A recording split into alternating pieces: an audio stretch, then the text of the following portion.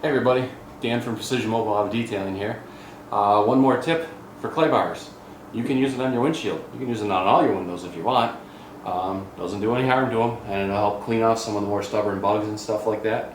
So I'll just do a quick demonstration here, just like doing it on the paint.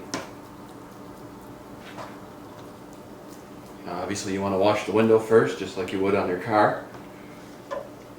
And I can feel there's a little bit up along the top here. Actually a little bit all across the whole hood.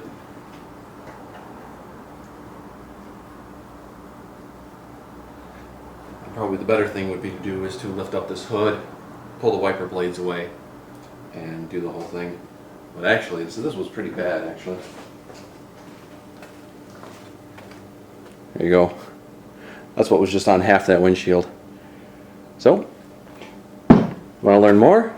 Give me a call, 716-316-7072. You can hit me at info@mobilefinish.com or go to the website precisionmobileautodetailing.com. Thanks for watching.